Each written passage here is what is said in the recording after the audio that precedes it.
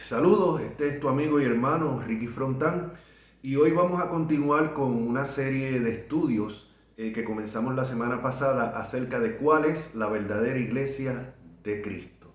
Dependiendo a quién le pregunte, algunos van a decir, si le pregunta a un amigo católico romano, va a decir que es la iglesia católica romana. Si le pregunta a algún protestante, pues puede decir tal vez que es su denominación. Si le pregunta un testigo de Jehová o un mormón, pues va a decir que es el grupo de ellos, ¿no?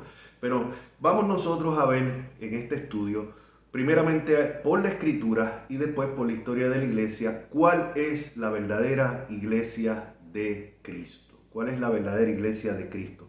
En el video anterior, si no lo han visto, búsquenlo ahí en el canal de Ricky Frontán y van a ver el video anterior que sirvió como introducción a este tema. Nosotros estuvimos viendo que la antigüedad de una institución, congregación, ni siquiera la sucesión, que se pueda probar la sucesión apostólica, determina que en la actualidad esa congregación o esa institución siga siendo iglesia de Cristo.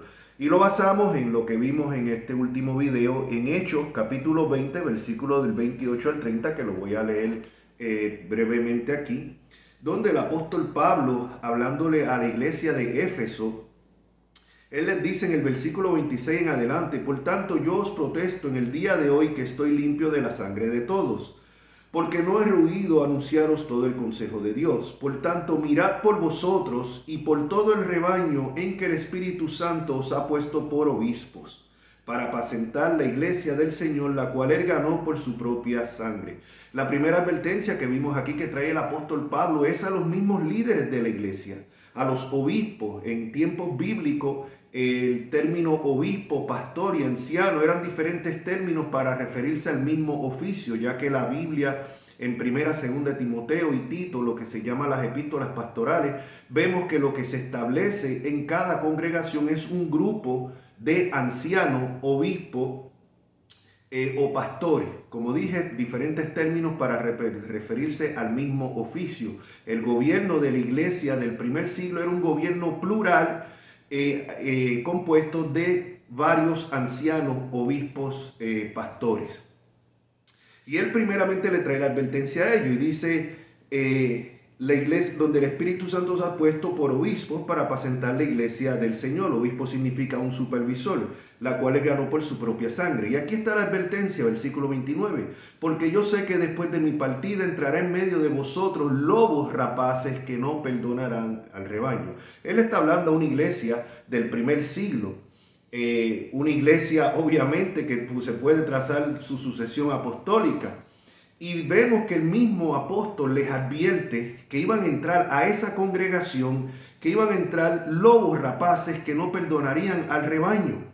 Pero el versículo 30 va más aún y dice: y de vosotros mismos, o sea, de ustedes mismos los líderes aquí, los ancianos de Éfeso, se van a levantar hombres que hablen cosas perversas para arrastrar tras sí a los discípulos.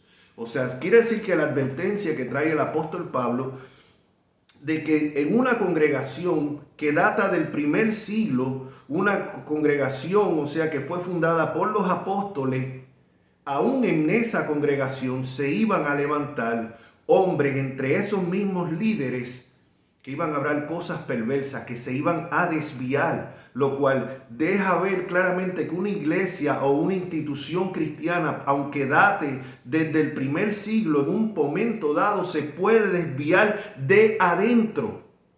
Pueden venir falsos maestros, falsas enseñanzas de afuera, pero desde adentro mismo, de los mismos líderes, van a haber hombres que se van a desviar, y es lo que nos muestra la historia de la iglesia que ha sucedido a través de estos 2000 y pico de años.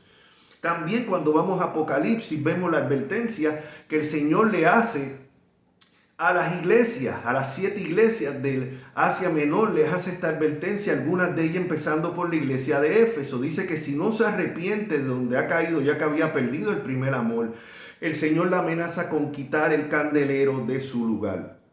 Que nos deja ver esto, que una congregación puede seguir existiendo aun cuando el Señor quita su candelero, lo cual significa que como luz en el mundo ya esa iglesia o esa institución deja de serlo, ya deja de alumbrar, puede seguir existiendo, humanamente existiendo, se mantiene, puede crecer humanamente, puede durar siglos, miles de años, pero ya no es iglesia de Cristo, ya no alumbra, simplemente existe. Lo cual esto nos deja ver que el hecho que podamos tratar una institución o una denominación hasta el primer siglo no garantiza que a través de todo este tiempo no se haya desviado, por lo cual entonces ya no está alumbrando y ya deja de ser una verdadera iglesia de Cristo. Ahora bien, vamos a ir a Mateo 16, 18. El tema de hoy, seguimos, ¿cuál es la verdadera iglesia y quién es la piedra de Mateo 16, 18? Si le preguntamos a un amigo católico romano, nos va a decir que es Pedro. Así que vamos a ir para allá, vamos a ver si la escritura respalda eso. Vamos a ir a la escritura, vamos a ir a Mateo capítulo 16, versículos 18 en adelante. Dice, versículo 13 en adelante. Viendo Jesús la región de Cesarea de Filipo, preguntó a sus discípulos diciendo, ¿quién dice los hombres que es el Hijo del Hombre? Ellos dijeron, unos Juan el Bautista, otros Elías y otros Jeremías o alguno de los profetas. Él les dijo, ¿y vosotros quién decís que soy yo? Es directo, o sea, ¿quién dicen los hombres que es Jesús? Tú puedes decir, bueno, un buen maestro, un profeta. Algunos dicen que fue el primer socialista, lo cual es una gran mentira. Pero la pregunta es, ¿quién es Jesús para ti? Y esto es lo que Jesús le pregunta a sus discípulos. Respondiendo Simón Pedro dijo, tú eres el Cristo, el Hijo del Dios viviente. Entonces le respondió Jesús, bienaventurado eres Simón, hijo de Jonás, porque no te lo reveló carne ni sangre, sino mi Padre que está en los cielos. Y yo también te digo que tú eres Pedro, y sobre esta roca edificaré mi iglesia, y las puertas del Hades no prevalecerán contra ella. A ti te daré las llaves del reino de los cielos, y todo lo que atares en la tierra será atado en los cielos, y todo lo que desatares en la tierra será desatado en los cielos. Basado en este pasaje, pues, como hemos dicho, los amigos católicos romanos enseñan que esta piedra, obviamente, a la que se refiere aquí, bienaventurado eres Simón, porque no te lo reveló, cuando dice tú eres Pedro, o sea, se refiere que en Pedro es que se basa la iglesia. Vamos a ver, yo quiero leerles aquí el comentario, la explicación que da el doctor, historiador y teólogo, periodista César Vidal, en un libro que se los recomiendo, que se llama Más que un rabino, por el doctor César Vidal. Él hace la pregunta, ¿quién es la piedra de Mateo 16, 18? Y él dice así, les voy a estar leyendo a continuación lo que él dice. El Evangelio de Mateo, tras la confesión de Pedro, incluye una referencia de Jesús ausente en el resto de la fuente, en el sentido de que levantará su iglesia sobre una piedra, literalmente roca, y que dará a Pedro las llaves del reino de los cielos, y que lo que ate y desate en la tierra quedará atado y desatado en los cielos. No resulta necesario extenderse en el hecho de que el texto acerca de Pedro y la roca es la base sobre la que la Iglesia Católica Romana pretende sustentar la supremacía papal, alegando que la piedra sobre la que se levanta la Iglesia es Pedro.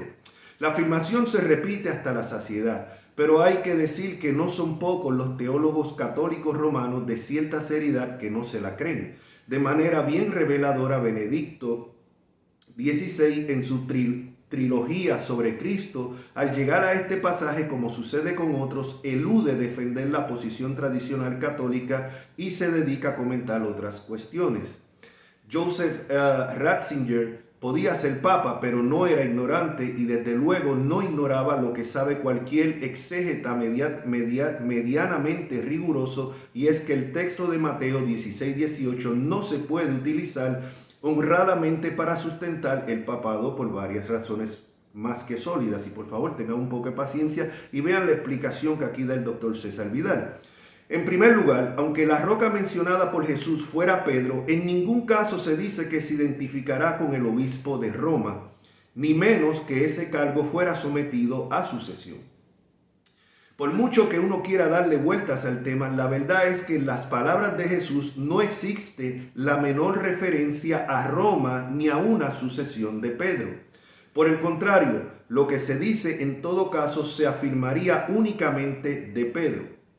Segundo lugar, el texto griego desmiente, y es importante porque el Nuevo Testamento fue escrito en griego, ya en griego koiné, ya que el griego era el idioma internacional de esa época, como lo es el inglés hoy en día, en la actualidad.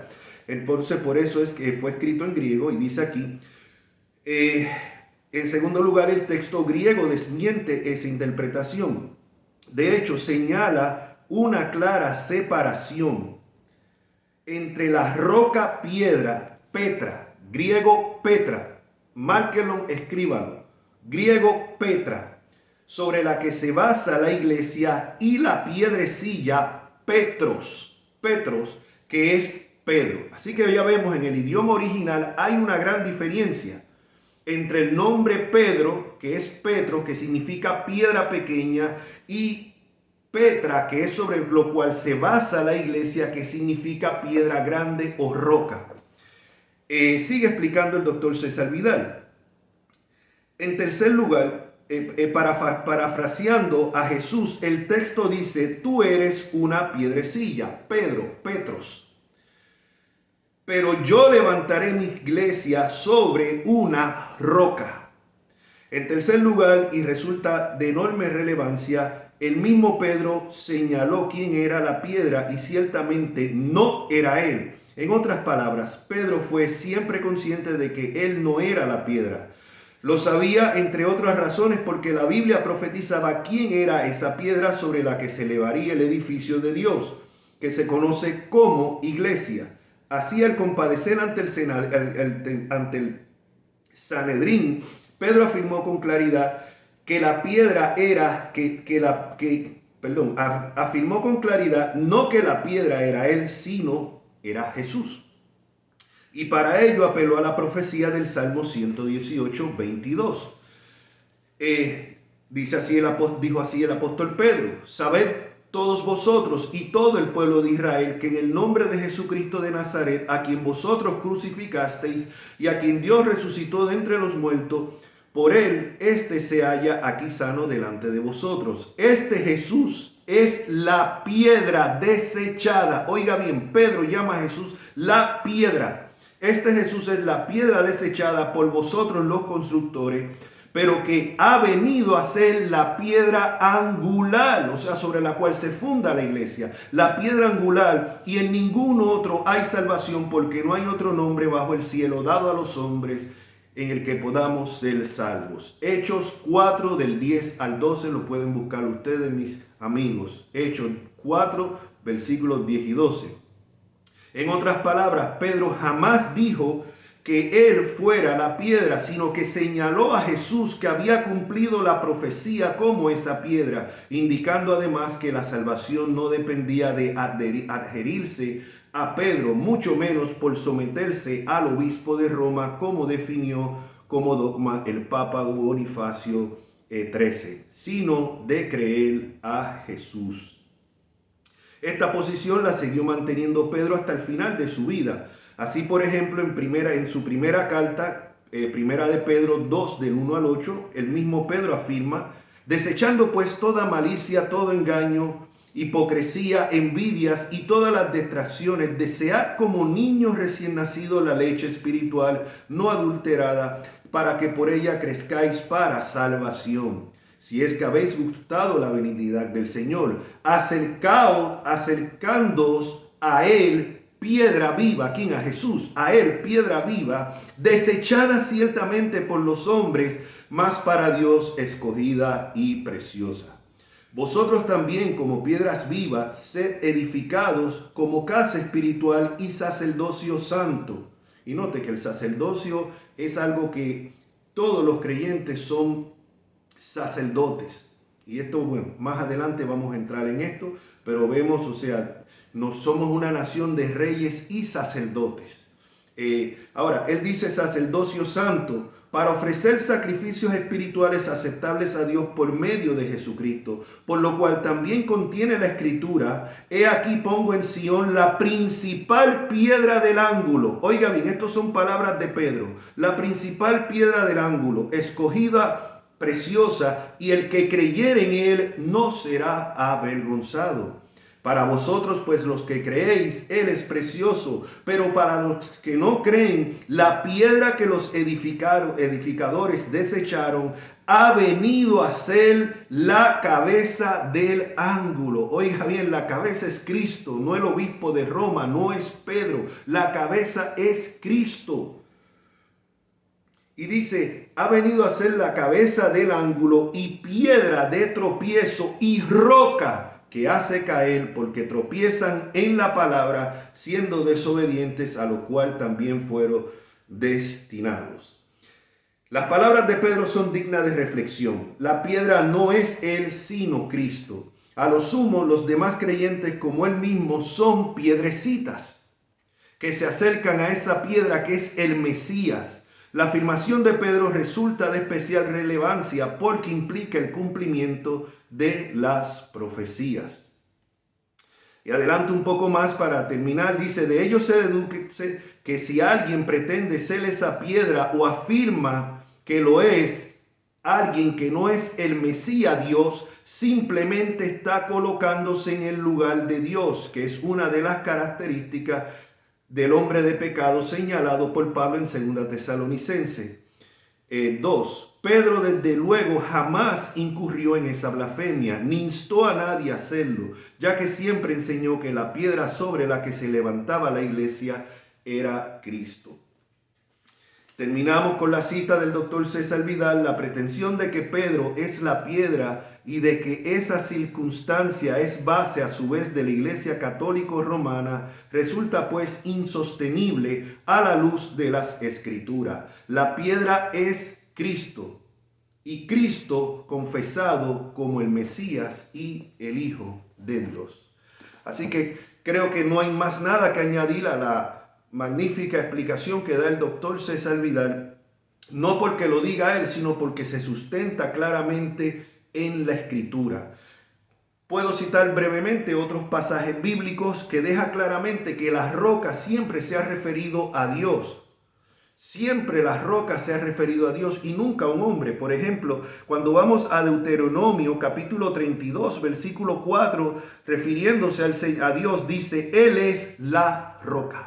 Él es la roca cuya obra es perfecta, porque todos sus caminos son rectitud, Dios de verdad y sin ninguna iniquidad en él. Es justo y recto. Él es la roca.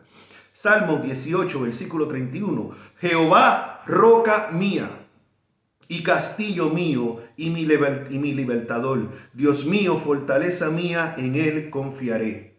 Salmo 18, 46. Viva Jehová y bendita sea mi roca y enaltecido sea el Dios de mi salvación. Salmos 95:1. Venid, aclamemos alegremente a Jehová, cantemos con júbilo a la roca de nuestra salvación. Así que basado en todo esto, y hay muchos más, si usted busca en su Biblia lo que es la palabra roca, le van a salir montones en los Salmos, en Daniel, en todas partes, que la roca siempre se refiere a la divinidad, a Dios, a Cristo, a nuestro Señor. En el Nuevo Testamento vemos que se aplican esas profecías y algunos de esos salmos a Jesús, nunca a ningún hombre. El mismo Pedro reconoció que eso aplicaba a Jesús y no a él. Como siempre he dicho, nuestra fidelidad tiene que ser a la Escritura, a la Biblia, no a ninguna denominación, no a ninguna institución. Lo que Jesucristo les reclamó a los fariseos cuando ellos pusieron las tradiciones a nivel o por encima de la palabra de hoy sigue estando vigente hoy en día. No importa cuál sea tu institución, cuál sea tu denominación, nuestra fidelidad tiene que ser a Cristo, no a ningún hombre, no a ninguna denominación ni a ninguna institución que se llame cristiana, sino a Cristo. Por eso es que este estudio lo estamos haciendo basado en la palabra. Mi fidelidad no es a los protestantes, no es a los bautistas, no es a ninguna denominación.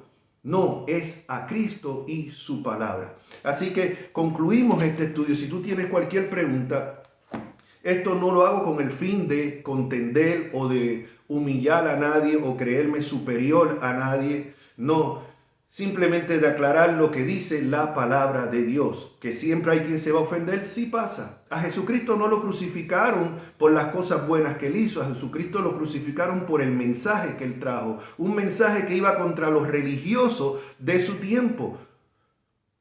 A los religiosos que pusieron la tradición antes que la palabra de Dios. Por eso fue crucificado, humanamente hablando, Jesucristo. Y lo mismo ha transcurrido a través de la iglesia. Cuando yo me he visto en problemas en algunas congregaciones, siempre ha sido con los líderes. Cuando uno expone la palabra de Dios que choca con ellos. Montones de cristianos han muerto en la hoguera y fueron quemados. ¿Por qué? Por contradecir el mensaje oficial de la iglesia oficial en ese tiempo. O sea, así que nuestra fidelidad tiene que ser a Cristo. Concluimos. Cualquier preguntita, por favor, déjalo ahí en los comentarios. Con mucho gusto te contestaré. Escríbenos de dónde estás viendo este video. También quiero exhortarles a que le pongan un like y que compartan este video. En el próximo video vamos a estar viendo dónde nace la iglesia y si fue Pedro el primer papa. Así que la paz de Cristo sea con ustedes. Este es tu amigo hermano Ricky Frontán, quien se despide hasta el próximo video. Dios me lo bendiga.